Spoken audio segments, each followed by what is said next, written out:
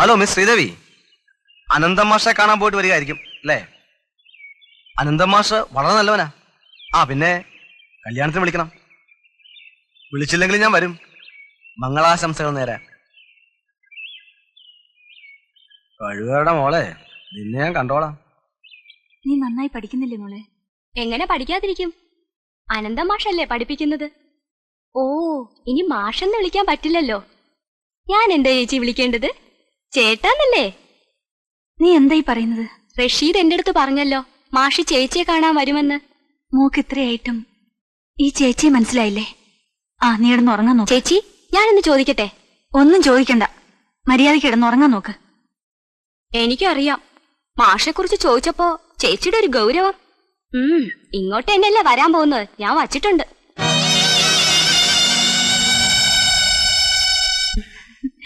എടി, നീ നാളെ നേരത്തെ എത്തണേ. ഈ പറയുന്ന ആള് നേരത്തെ എത്തിയാ മതി. എന്നാ ഞാൻ പോട്ടെ. ബൈ. അശോകൻ എന്താ ഇവിടെ നിന്ന് കളഞ്ഞത്? വെറുതെ ഇന്ദുവിനൊന്ന് കാണാൻ. എന്താണാവോ കാര്യം? ഞാൻ ഇന്നലെ തന്നെ ഇംഗ്ലീഷ് ബുക്കിൽ ഒരു ഫോട്ടോ വെച്ച് മറന്നുപോയി. അതൊന്ന്. അയ്യോ, ഇനി എവിടെയെങ്കിലും വീണിട്ടുണ്ടാവോ ആവോ?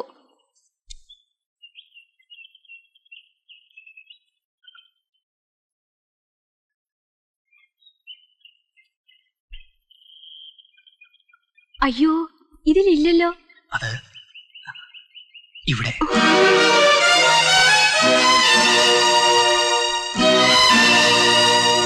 അശോക്, കൈയെടുക്ക.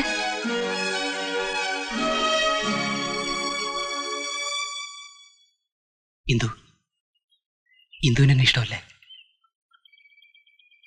ഞാനൊരു പാവപ്പെട്ടവളാണ്. അശോകൻ എന്നെ സ്നേഹിക്കുന്നത് തെറ്റാണ്. നിങ്ങളൊക്കെ വലിയ ആൾക്കാരല്ലേ. എന്നേക്കാൾ നല്ലൊരു പെൺകുട്ടിയെ അശോകന് കിട്ടും. എന്നെ മറന്നേക്ക് എന്നൊക്കെ ഞാൻ പറയുമെന്നായിരിക്കും അശോകന്റെ മനസ്സിലെ കണക്കുകൂട്ടലുകൾ, അല്ലേ?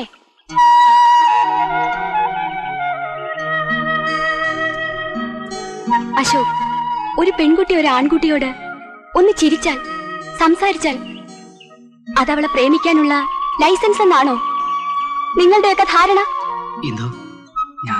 എനിക്കൊന്നും കേൾക്കണ്ട. ഇതിനു വേണ്ടിയായിരുന്നോ നിങ്ങൾ എന്നോട് സൗഹൃദം കാട്ടിയത്? കഷ്ടം. എനിക്കിപ്പോൾ ലജ്ജ തോന്നുന്നു അശോക്, നിങ്ങളോട് ഇത്ര ഫ്രീ ആയിട്ട് ഇടപെട്ടതിൽ. അതോടൊപ്പം ഒരു നല്ല സുഹൃത്തെന്ന് കരുതിയിരുന്ന ആൾ നഷ്ടപ്പെട്ടല്ലോ എന്ന ദുഃഖവും. പ്ലീസ്.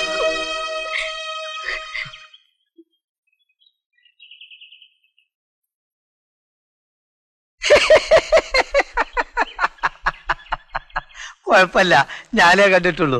ശരിയായില്ലല്ലേ? ഞാൻ ശരിയാക്കി തരാം. നല്ല ഉഗ്ര സാധനം. വീട്ടിൽ സ്കോച്ചൊന്നും ബാക്കിയില്ലേ? സ്കോച്ചോ? ആർക്ക് വേണം? എന്റെ പട്ടിക്ക് വേണം. എനിക്കിഷ്ടം നാടൻ ചാരായ. കണ്ടോ കണ്ടോ, ഇതാണ് രാജ്യസ്നേഹം. നാടൻ വാങ്ങൂ, നാട് നന്നാക്കൂന്ന് കേട്ടിട്ടില്ലേ? ഗോമസ് എന്തോ പറയാണെന്ന് പറഞ്ഞിട്ട് എനിക്ക് നിങ്ങളുടെ ഒരു സഹായം വേണം. ഫൈനാൻസ് വല്ലതും വേണോ? അതല്ല, ഒരു സ്ഥാപനം പൂട്ടിക്കെട്ടിക്കണം. അനന്തം മാഷ് വന്നേ പിന്നെ എന്റെ എല്ലാ കുട്ടികളും അങ്ങോട്ട് തിരിഞ്ഞിരിക്കുകയാണ്. ഇക്കണക്കിന് പോയാൽ ഞാൻ കുത്തുവാള അടിക്കേണ്ടി വരും. മാത്രമല്ല, എന്റെ ഷേക്സ്പിയർ അക്കാദമിയിൽ എരുമയെ കയറ്റി കെട്ടേണ്ടി വരും. അതിപ്പോഴും അങ്ങനെയല്ലേ? ഇപ്പോഴല്ലേ പിടി കിട്ടിയത് ട്യൂട്ടോറിയലുകാരന്റെ കുരുട്ട് ബുദ്ധി. സനാതന കോളേജ് പൂട്ടിക്കെട്ടിക്കണം, അത്രയല്ലേ ഉള്ളൂ. അല്ല, അതെന്റെയും കൂടെ ഒരു ആവശ്യമാണ്. അനന്തം വന്നതിന് ശേഷം സനാതൻ മുതലും പലിശയും കൃത്യമായിട്ട് അടച്ചു തീർത്തു. ഇല്ല, ആ പേരും പറഞ്ഞ് കോളേജിലൊക്കെ ഒന്ന് കറങ്ങായിരുന്നു. അത് നേരാ. മാത്രമല്ല, അവൻ പല സ്ഥലത്തും എനിക്കിട്ട് പാരമണിയുന്നുണ്ട്. എങ്കിൽ അവന് ഓടിക്കണം. അതിന് എന്റെ പാർട്ടിയുടെ എല്ലാ സഹായവും പ്രതീക്ഷിക്കാം.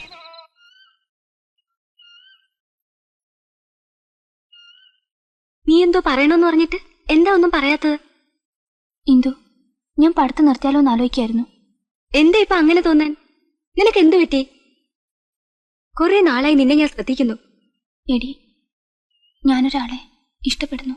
എടി ഭയങ്കരി, എന്നിട്ട് എന്നോട് നീ ഇതുവരെ പറഞ്ഞില്ലല്ലോ. പിന്നെ പ്രേമം തുടങ്ങിയാലേ എല്ലാരും സ്മാർട്ട് ആകുന്നാ പറയാറുള്ളത്, അല്ലാതെ ഇരിക്കുകയല്ല. രാധേ, അയാൾ എന്നെ വിവാഹം കഴിക്കാമെന്ന് പറഞ്ഞു. അപ്പോ എനിക്ക് ഒന്നിനും ഒഴിഞ്ഞു മാറാൻ കഴിഞ്ഞില്ല. ഇന്ദു, ഞാനിന്ന് രാധേ, നീ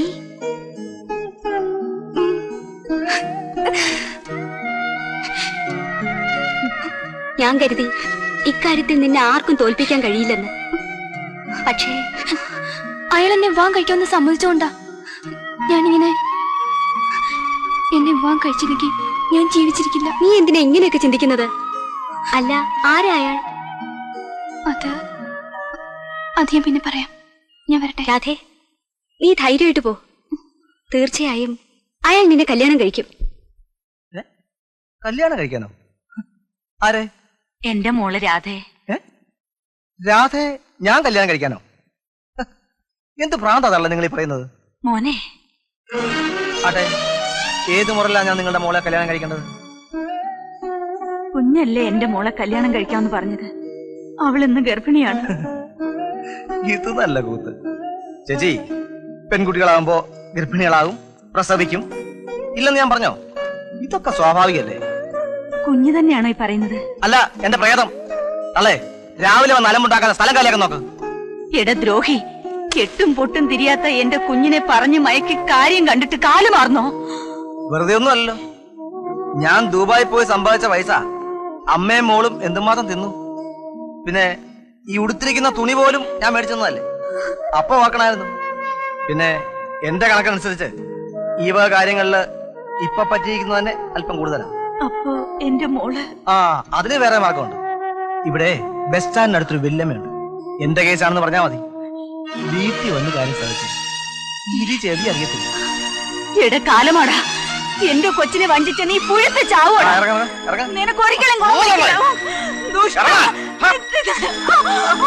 ഒരു കല്യാണാലോചനയും കൊണ്ട് വന്നിരിക്കുന്നു.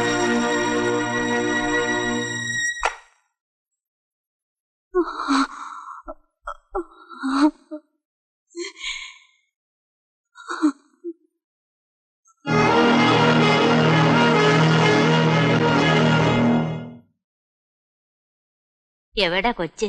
അകത്തുണ്ട്.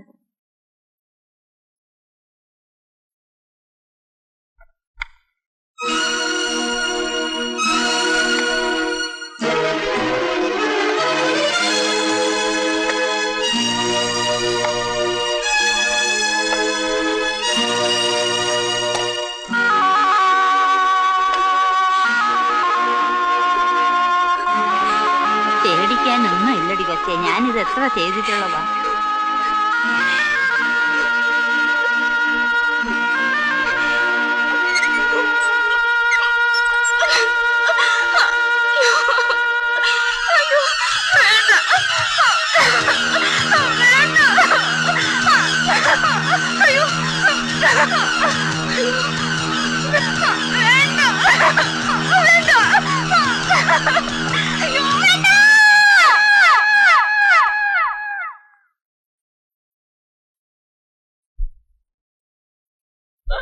ചേച്ചി, ചേച്ചി, എന്താ എന്തോ? അയ്യോ, രാധയുടെ വീട്ടിൽ നിന്നാ കരച്ചിൽ കേൾക്കുന്നത്. നമുക്കൊന്ന് പോയി നോക്കാം.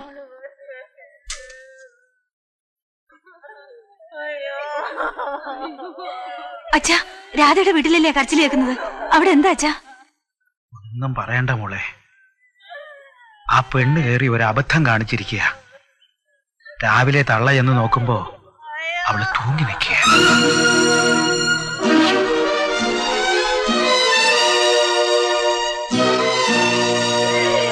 എന്താ കാരണമെന്ന് ആർക്കറിയാം? ഓരോരുത്തരും ഓരോന്ന് പറയും. അയാൾ എന്നെ വിവാഹം കഴിച്ചില്ലെങ്കിൽ പിന്നെ ഞാൻ ജീവിച്ചിരിക്കില്ല.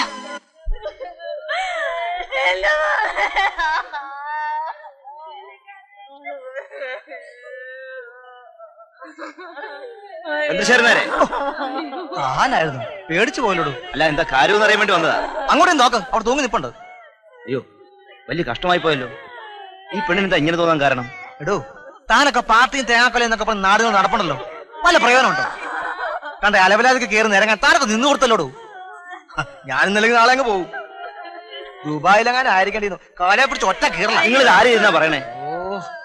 എടോ മണ്ട സഖാവേ, പഠിക്കാൻ നിവൃത്തിയില്ല വന്നപ്പോ ഫീസ് കൊടുത്ത് സഹായിച്ച ആരാ? കുറച്ചു ദിവസം മുമ്പ് ഓഫീസിൽ വെച്ച പെണ്ണ് ചത്തുകളെന്നൊക്കെ പറഞ്ഞ് കരയുന്നത് ആ സുമിത്ര ടീച്ചർ കേട്ടതാ. എന്റെ ശരീരം വിറക്കിയ ഞാൻ വന്നാ ശരിയാവില്ല. അപ്പൊ ഇതിനൊക്കെ കാരണക്കാരൻ അനന്തമാഷ്. അനന്തം മാഷ് ഇപ്പൊ എങ്ങനെയുണ്ട്? അവൻ ഈ നാട്ടിൽ വന്ന് കേറിയപ്പോഴേ ഞാൻ വിചാരിച്ചതാ ഇങ്ങനെയൊക്കെ സംഭവിക്കുമെന്ന്. എത്തിച്ചു കൊടുക്കണം മോളെ. ആ രാധയുടെ അനുഭവം ഒരു ദിവസം ഇവിടെ ഉണ്ടാവും. ഞാൻ എന്തെങ്കിലും പറഞ്ഞ കുടിയൻ, വിവരദോഷി എന്നൊക്കെയല്ലേ നിങ്ങൾക്ക് പറയാനുള്ളൂ. ദേ പിന്നെ ഒരു കാര്യം, കൊലക്കുറ്റത്തിന് ആ മാഷെ അറസ്റ്റ് ചെയ്തുകൊണ്ട് പോകുന്നതിന് മുമ്പ് തീരുമാനിച്ചോണം മോളെ അയാൾക്ക് കെട്ടിച്ചു കൊടുക്കണോ വേണ്ടോ എന്ന്.